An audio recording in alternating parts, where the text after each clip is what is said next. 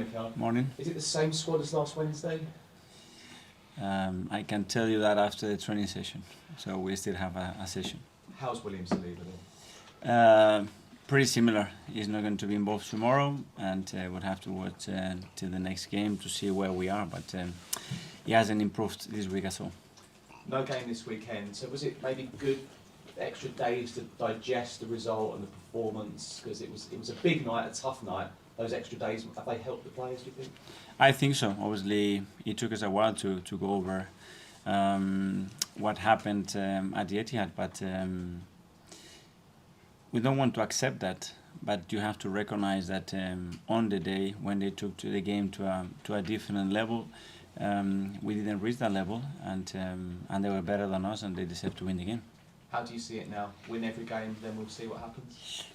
Win tomorrow. That's what we have to do.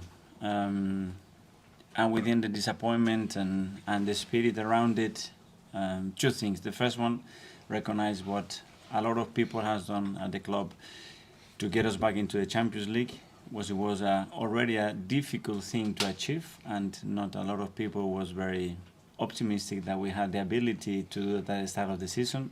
So first of all, recognize all the good work that a lot of people has done to achieve that.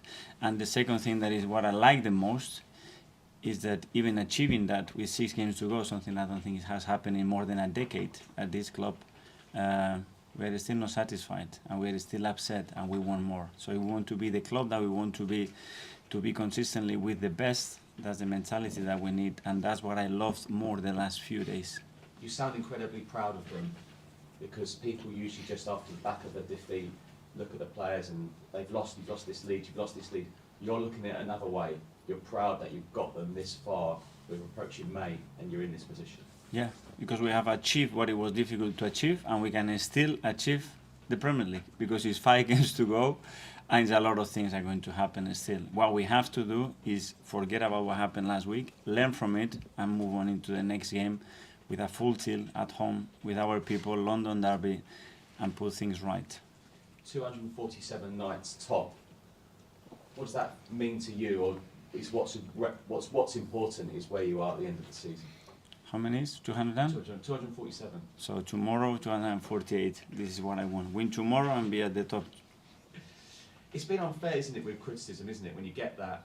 Like, is it something that happens in this country? They don't maybe look at how good Manchester City have been. I don't think it's unfair. It's football. We are Arsenal Football Club. We have to be here to win every single trophy. This is the demands. The reality, what happened in the last 15 years, that's not the reality. But the demands have to be there. So the thing that I like the most, again, I repeat myself, great, we are in Champions League, and everybody is still unsatisfied with the situation. And this is what we need if we want to move forward as a club and as a team. A couple of drop points before, then you went on a great run, those wins at Villa and Leicester. Is that what you look to now? This is what you need to do? Yes, it's at the end, it's find a way to win, but our way to win is being consistent the whole season, is playing well, being better than the opponent, being dominant, and we have to do that tomorrow night to beat Chelsea. Finally, later Arsenal women plays the Champions League, Yeah. a full house. I mean, when you signed your new contract, if you and Jonas signed it together, just talk to me a little about that, how proud you are about that as a football club.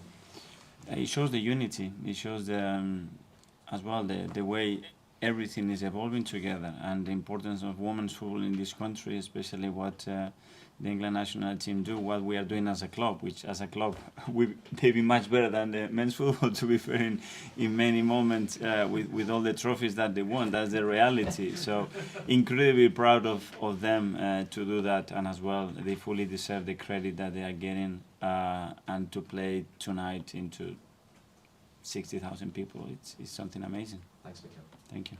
Jake? Hi. Obviously, you sound still very focused on what you've got left to do in this season, but how do you then keep that to the players as well? Because obviously they were in the middle of the game on Wednesday night, and it's difficult to try and keep them grounded. It is difficult, but in sport you have to accept the reality. And when a team is able to take the game to a different level, and you are not able to step to that, you have to recognize that there's still work to do. And don't get confused, and be very humble, recognize what our strengths are and what our weaknesses are, to be better. And the reality as well is that for 274 days, we've been with them, and tomorrow can be another day when we are still there, and it's 5 games to go. So it's a lot of things that we've done very well for 10 months, I think. Did you need to raise the mood amongst the players, or is that still good? It's not about the mood, it's keeping that fire in the belly for tomorrow. And coming up to tomorrow then, what can you expect from Chelsea, a team who haven't really been at their best of late? They're going to try to come to the Emirates to beat us. They have a great manager, exceptional players, very difficult to predict what they're going to do because they can play in various ways with different players and different qualities as well, and we're going to prepare the game to win it, that's it. And just lastly then, does it then feel like the pressure maybe on you and Arsenal has changed maybe now after the game on Wednesday? Now it's not in our hands, and what is in our hands is to win our games. That's what we're going to try to do, and the rest is down to City. Thanks. Ian? Hi, Mikel. You say there it's not in your hands, which it isn't. Does that mean, in a way, with what you've achieved in terms of Champions League football, you're kind of settling for second place right now? No. I already mentioned it, yeah. Okay. In terms of that then, you're obviously hoping that City slip up somewhere along the way. What did you see last week that would give you hope that they have an Achilles heel? How tough it is to win every single game. It's not something that I saw last week, it's what I see in 9 months. If not, they would have won every Premier League game, and they haven't. When you look back on the last couple of weeks, how key do you think the injury to William Saliba has been? I don't know. Very important player, but I don't know how to quantify. I don't know how to quantify that Gabriel Jesus has been out for 4 months, Eden Ketia for 3 months, Emile Smith-Rowe for 4.5 months, Kieran Tierney out for a few weeks, Tomiyasu as well for 3.5 months, maybe now 6 months. This is football. As has already been alluded to, Chelsea arrive tomorrow, not in a great place this season. They've had a season of turmoil, but clearly they'll be up for it because it's a London derby. How aware do you have to be that you can't take their recent form for, We already spoke about it. It's going to be a very different game. It's a London derby. They have something to prove. We have something to prove. The atmosphere is going to be incredible to play in that stadium, and we're going to have to be at our best again. And finally, off back of last Wednesday, if there's one thing you could go back and do differently, what would it be? Win. Mark?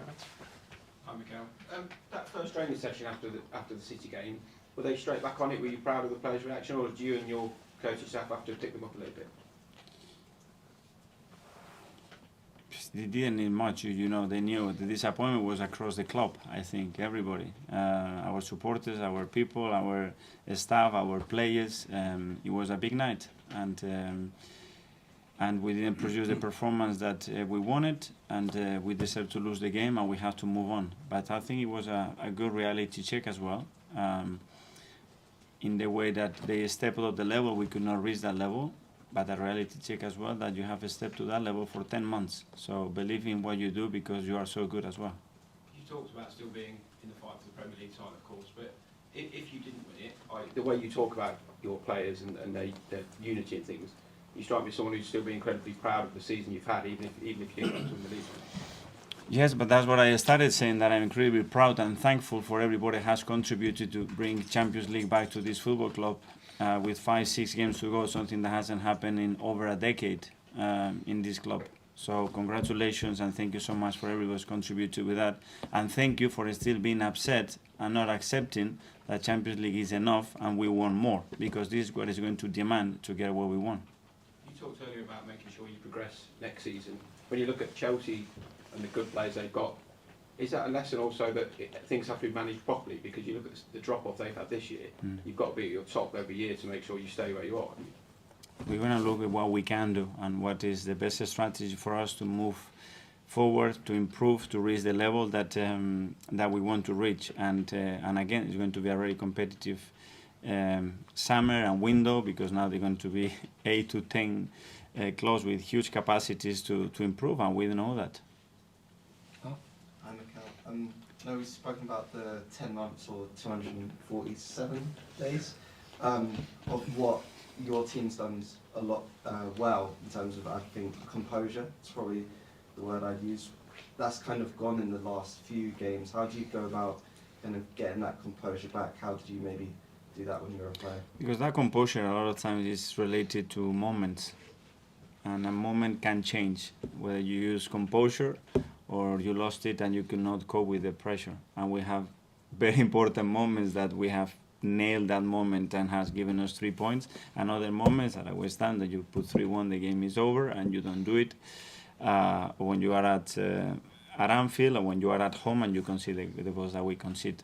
But this is football as well, and sport is part of that. It's the key moments are what defines at the end whether you win or not. And in the last week, we have missed that piece. Is that more of a like individual thing or collective thing? A bit of both, I think. James? Okay, when you analyse Chelsea, what do you think's gone wrong for them this season? Where do you think the weaknesses are in their team? I don't know.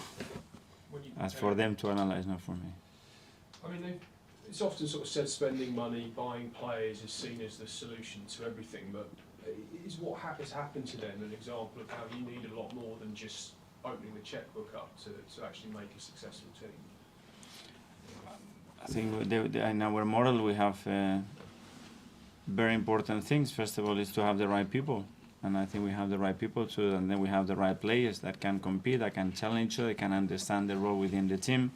You need quality, you need goal threat, you need physicality, you need a lot of things in this game to do that. That is extremely difficult to find that thin balance with the players, and because recruiting is just you have the best intention, but then the player has to come here, has to fit in, has to get that chemistry with the manager, with the teammates, with the staff, with the country, and it's not easy at all, you know. So credit to everybody that makes those decisions as well.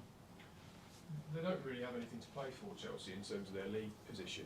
Does that make them more dangerous, less dangerous? I don't know what the approach would be. They are really dangerous because when you look at the individuals that they can put on that field, for sure they have huge threats. So we need to be aware of that. Hi, Mikel. A couple from me. Firstly, on the spending side with Chelsea, we've seen them spend huge, amounts of money. The reflection of what's happened on the pitch maybe hasn't equated to what we've seen previous sides invest. Do you think that for next season with Arsenal has reduced the pressure on what spending equates to in terms of success in the league? I don't know, but nobody says that next season they're going to make 100 points. We don't know, because they have more exceptional talent. If they make that work, they can do anything, because they have the players, they have the infrastructure, they have the history to do it. So I don't know, I cannot assess what is right or what is wrong, because you cannot assess this in 2 months when you make those changes. It's just not fair.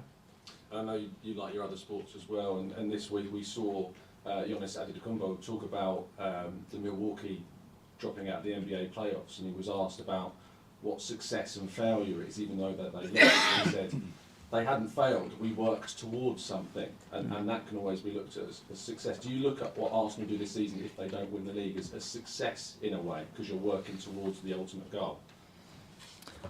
I don't, as a manager, I don't want to be using those words. I know what we were trying to do, what the objective was, what we've been doing, and we still have the nicest part of the season to play with 5 games to go. That when I still look at it, it's like, this is not over, and I will pay a lot of money to next season in this moment, be in this position again, a lot, believe me. So I just want to maximize the moment that we have right now and go for it.